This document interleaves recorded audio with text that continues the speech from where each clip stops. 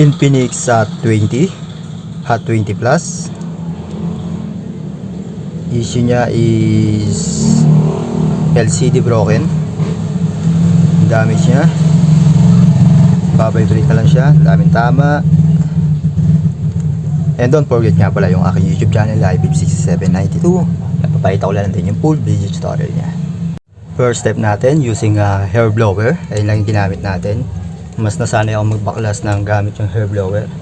Then meron naman siyang minimize and minimum na hangin at init para hindi siya mainitan. Then using yung mga DIY natin pambaklas, ilang ginamit natin, ingatan dito sa part dito. Ito yung fingerprint to yung flex na yan, kaya ingatan din ninyo. And third step natin, kailangan natin i-remove yung mga screw. Intact yung warranty seal ba, ngayon pa lang nabuksan. Then ako pa lang yung magpapalit ng LCD screen nito. And third step natin, how to remove yung middle frame using a super slim nating mas maganda yung panggamit. Then yung plastic spudger natin para mabaklas natin agad. At konti-konti lang. Then yung side, kung paano baklasin, ganun din. Ni-slide ko lang din naman siya. Ingat lang dito, huwag yung gano'ng i-slide dyan, pwedeng tamaan yung flex or kaya yung flex nung power switch.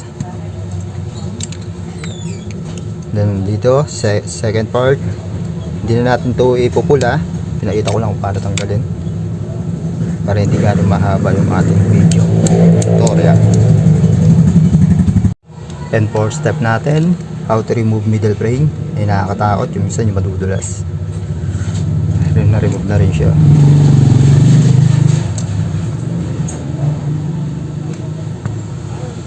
Fifth step natin, how to remove a battery of Infinix Hot 20 Plus. Tinanggal ko na yung battery ito, kaya wala na yung kanyang white adhesive tape dito. Remove lang natin itong connector on LCD screen, and always meron po siya ditong connector about sa charging board or PCB board. Yan lang yung gagawin niyo. And always don't forget na bago nyo i-remove yung LCD or kaya may gagawin kayo, disconnect muna ninyo yung battery connector. About naman sa LCD, kapag ganitong nakita na ninyo lagay ng LCD, mas madali na siyang baklasin. Then hindi na siya mahirap tanggalin. About sa glue niya rito na original sa LCD is natuyo na rin. Hindi na rin siya gaanong makapit, kaya madali na siyang tanggalin. Ito yung LCD ng Infinix Hot 20 Plus. And yung ating final step, ito na yung LCD ng Infinix Hot 20.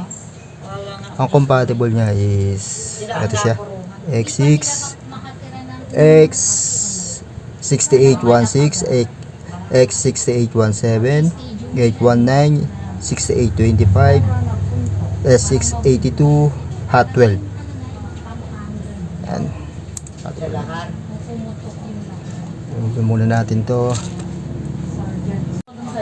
And paano yung pagkabit ng LCD? Nakaabang na rin yung ano ko, dual adhesive. Ganito lang gagawin niyo. Ingatan lang ninyong mapunit or kaya magkaroon ng problema yung kanyang flex. Ito, lagay lang natin dito. Ingatan lang ninyo. Then dito, para hindi kumalas.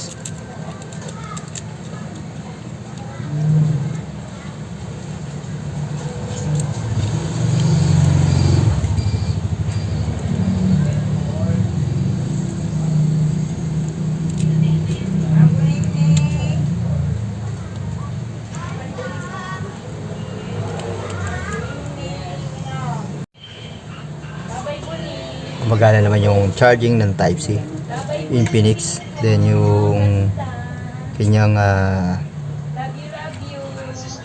keyboard, touch, okay naman. Assembly naman tayo. Yung pag-assembly, pag-assemble, pagkabit. Ingatan lang din yung